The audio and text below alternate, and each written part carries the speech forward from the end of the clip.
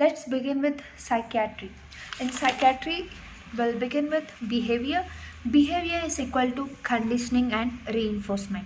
So conditioning is like training, and reinforcement is like in the name you can see we are forcing for something to increase the behavior. So if we give a behavior therapy, we either alter the reinforcement or conditioning so that the behavior also changes. So behavior is equal to conditioning plus reinforcement. Now let us start with conditioning. The first element, conditioning. So conditioning is of two types. The first one is classical conditioning and the second one is operant conditioning. So actually conditioning is where there is one stimulus and to that stimulus there is a response. So how to understand this classical conditioning? You know the dog's Pavlov experiment.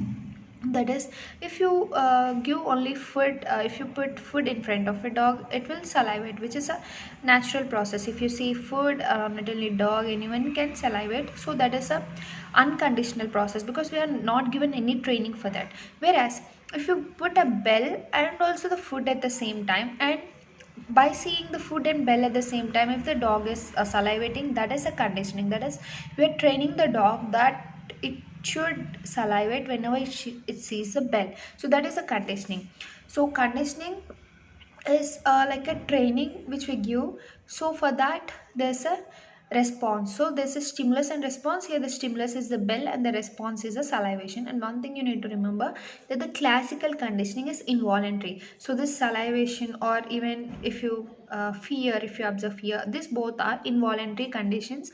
Like you can't, if you want now to salivate, you can't salivate only when you see some food or like that. So it's an involuntary process.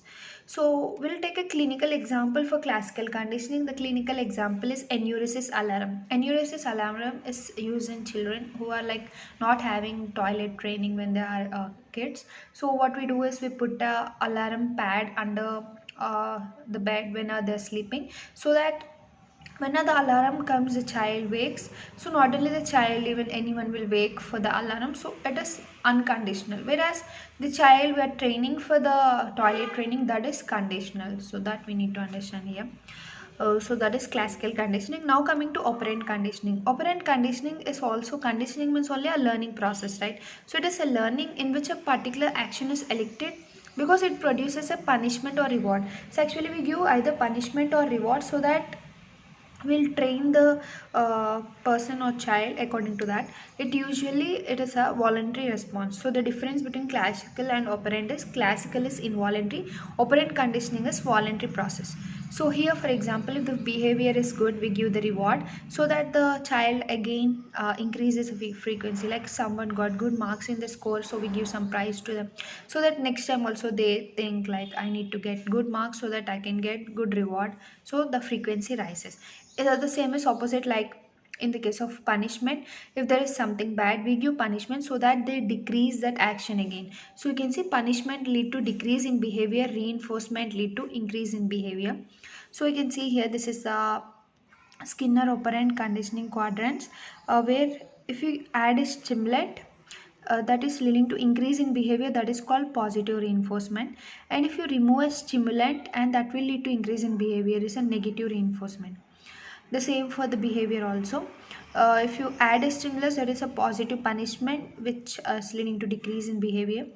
Remove a stimulant, that is a negative punishment, and that is again leading to decreased behavior. So one thing you need to understand is, in reinforcement always we want to increase the behavior, whether it is positive reinforcement or negative reinforcement. And the same for behavior also. When a behavior uh, like for the punishment, we want to decrease the behavior. So whether it's a positive punishment or negative punishment, there is a decrease in behavior. So this is about reinforcement and punishment. And next is extinction. Extinction, in the name itself you can understand. So if you discontinue something, it will extinct. Like if you discontinue either positive or negative reinforcement or punishment, that kind of conditioning will drop. Next, coming to habituation. Habituation is like, you can take example of a child who is feared to go to hospital, but if you take the child regularly, she'll get habituated. So that is habituation. Sensitization, the same child, if you take her to hospital many times, but this time she's not getting habituated, she's getting more anxious. So that is sensitization. So there is a difference between this. Now coming to transference and counter transference. Transference means, for example, a patient whose family, with their family or friends, they have some kind of fights. Then if they come to the physician and they show that fight or anger of the family members to the physician, that is called transference.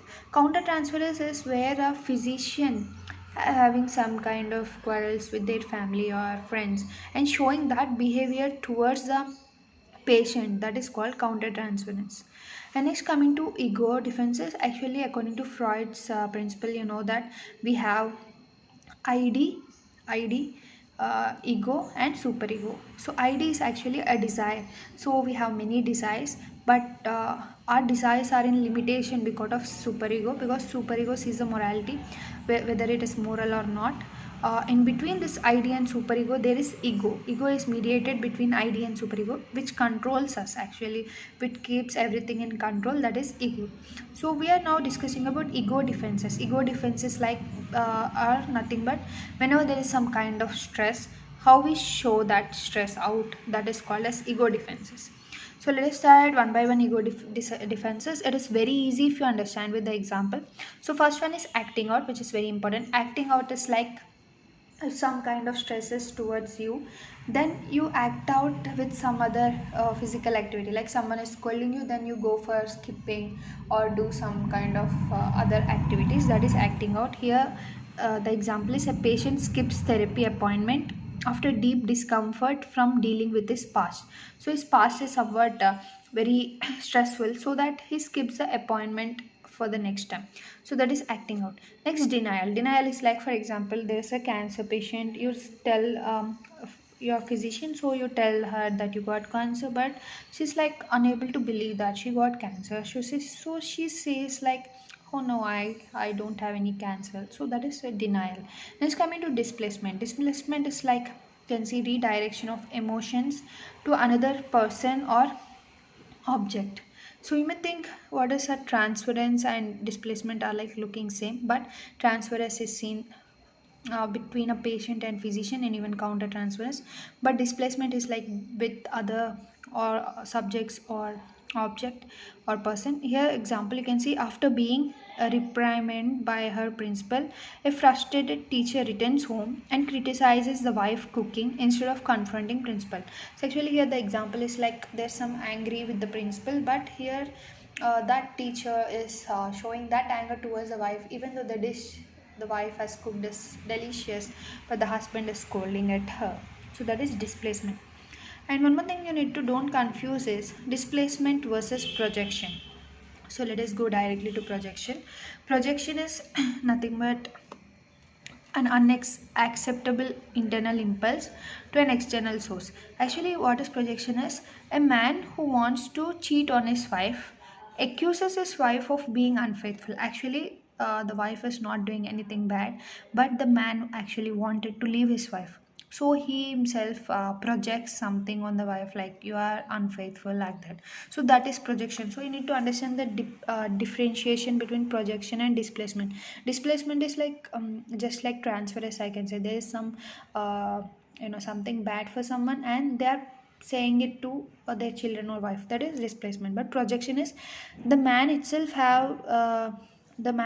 want to leave his wife and he is saying something that the wife is unfaithful. So that is projection. So try to understand difference between them.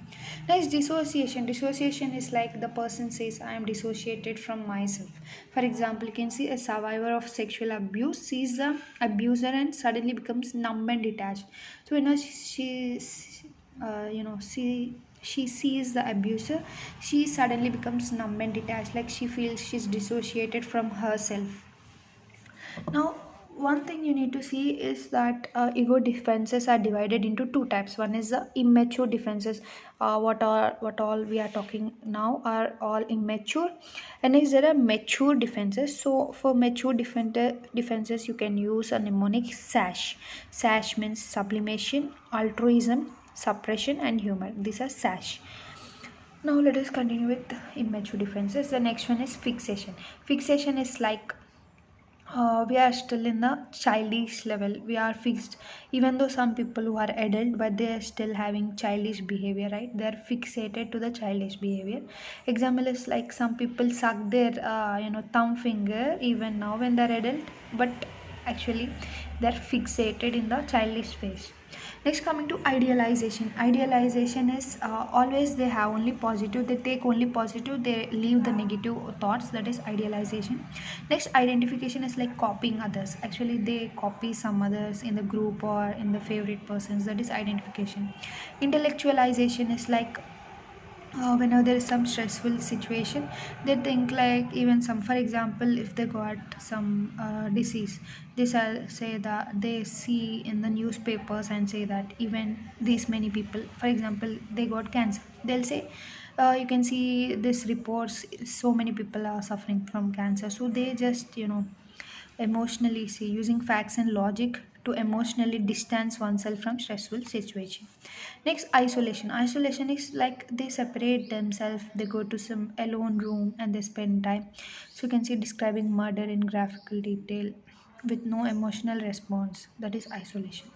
Next, passive aggression is like indirectly they show actions. For example, you have some anger on someone, you just knock the door harder and go out from the room. So that is passive aggression. You show something, you show anger in a different way, not directly, you'll show it indirectly. Next, projection, as already discussed. Next, rationalization is like, example, you can say an employee was recently fired, claims that the job was not important anyway. Actually, he is sad that he has lost his job, but he expressed like it's okay. I have something more extra. This job is not needed for me, like that. You can say asserting plausible explanation for event that actually occurred for other reasons, usually to avoid self blame. Like they don't want to feel the stress, so they say like it's okay, nothing is wrong, like that. Next, coming to reaction formation, it's like an opposite way. For example, the mother has a stepchild. Actually, the mother want to be own mother of the child, biological kid, but if she has a stepchild, then she actually hates the stepchild, but she shows the opposite reaction. So now she's like so much caring for the stepchild, like that. You can see example: a stepfather treats a child, he resents with excessive nurturing and overprotection. So this is reaction formation. So actually, it's like opposite. You have a lot of hatred on it, but you show a lot of love. Next, coming to regression. Regression is a like because of some stressful response, that person will go again back to the childhood. For example, you can see a previously toilet trained child begins with bedwetting again after the birth of a sibling. As she's stressed, there's a new sibling and the parents are carrying the new sibling, so this previous child will again go to back to the childhood. This toilet training again, she started bedwetting. Next, repression. Repression is involuntary withholding of idea. Like there's some kind of problem situation, stressful situation. You, uh, not you use yourself, but your you involuntarily get away from that kind of stressful situation. For example, 20-year-old does not remember going to counseling during his parents divorced 10 years earlier. So their parents divorced 10 years, but she forgot that their parents divorced because it's a stressful situation which she want to forget it. Now coming to splitting. Splitting is like they divide the persons, like she's extremely good and they suddenly can say she's extremely bad. So that kind is called splitting. So we are done with all immature differences. Now let us move on to shash, that is the mature differences. So sublimation is like you replace an unacceptable wish or course but socially accept. Actually this is against reaction formation. You can say example, a teenager aggression towards her parents because their high expectation in channel into excessing in sports. So like they sublimate to something other. Altruism is like a mafia boss makes a large donation. Actually, he's a mafia, he's like a bad person, but because of that stress, he does good things. That is altruism. Next, coming to suppression. Suppression is like you yourself intentionally withhold an idea of feeling which is not good for you. For example, you know that this is very stressful situation. You yourself try to forget it so that you can be happy. For example, you can take you're writing your step 1 exam, and after the exam you yourself will forget the, you want to keep it away to check the results, to check the answers, so that you'll not feel stressful about that. Next, coming to humor. Humor is, that you feel happy. Nervous medical student jokes about the boards. So humor is like, it is a stressful situation, but you make joke out of it so that you can feel happy, right? So light-heartedly expressing uncomfortable feeling to shift the internal focus away from the distress. So mature adults wear a sash. So we have completed the ego defenses, very important topic. There are like many questions you can expect from ego defenses. Now let us come to grief. Grief is like when some loud person or family member or someone close to you dies. That is grief. Actually, it's a normal phenomena. If you cry, if you hallucinate that the died person is talking with you, or you can hear the voices of the died person, and you also want to die, and go and meet the died person, these are all okay. This is a normal grief. But there's a pathological grief which is like, and one more thing, this normal grief will last till 6 months. That is very important. The time period is very important. If you have normal griefs within 6 months, it is normal. But if you have grief more than 6 months, and that is a pathological grief, where in pathological grief you want to die, not because the person has died, but you feel sad because of sadness you want to die, then that is a pathological grief. And this can also lead to major depressive disorder later. So this is how you need to differentiate between a normal grief and pathological grief. Main thing is, in normal grief the person want to die to meet the died person, but in pathological grief the person want to die because he is sad. So this is different, and it may also lead to major depressive disorder, and this is greater than 6 months, which is a very important key point. So pathological grief is greater than 6 months, less than 6 months is normal grief. The next one more thing is the grief. Acute grief is actually divided into 5 stages. It is given by Kubler-Ross. It says that the first one is denial, like we say no, the person has not died first. Next you get anger. Next you bargain the doctor or someone, like can you bring him or her back. And next you'll get depression, and finally you'll accept the situation that the person has gone. This is a normal acute grief, but if it extends more than 6 months, and that is called as pathological grief, and later it may cause major depressive disorder. Now let us come to normal infant and child development. Actually we divide it into 3 types, like motor part, social part, verbal part. So, and we'll also divide according to the child, according to the age. 0 to 12 months defines infant. 12 to 36 months, like up to 2 years, it's a toddler. And preschoolers will be from 3 to 5 years. So first thing is, we'll learn it with the mnemonics. Parents start observing, because it's an infant. In infant, what the parents do, just observe their infant from 0 to 12 months. So first, P parents. So there are like 4 P's here. First one is primitive reflexes, next posture, next picks, next point. So primitive reflexes are like Moro. Moro reflexes like the baby brings the hands towards herself. It's going in 3rd month. Rooting is like the baby searching for the nipples of the mom to suck the milk. That is in the 4 months. And palmar is like if you put your hand into the baby's hand, the baby will fold. For example, this is my hand, and this is now my hand is baby hand. It will close like this. This is palmar. And next, Babinski sign. You know Babinski sign. It is seen in 12 months. So 3, 4, 6, 12. 3 months Moro, 4 months rooting, 6 months Palmar, 12 months Babinski. This is primitive reflex. So actually 3 months Moro disappear, 4 months rooting disappear, Palmar 6 months disappear, 12 months Babinski will disappear. Next, coming to posture. The baby is able to be prone, lift his head by 1 month. The baby can roll and sit by 6 months. Baby can crawl by 8 months. Baby can stand by 10 months. Baby starts walking by 12 to 18 months. And baby also starts to pick, like passes toys from one hand to another hand by 6 months. She'll have the grasp by 10 months, and she can point out towards objects by 12 months. So all the P's: primitive reflexes, posture, picks, points to objects. Next, coming to start. Start means she starts smiling by 2 months. She gets a stranger anxiety by 6 months, and there is also separation anxiety from the mom or the caregiver by 9 months.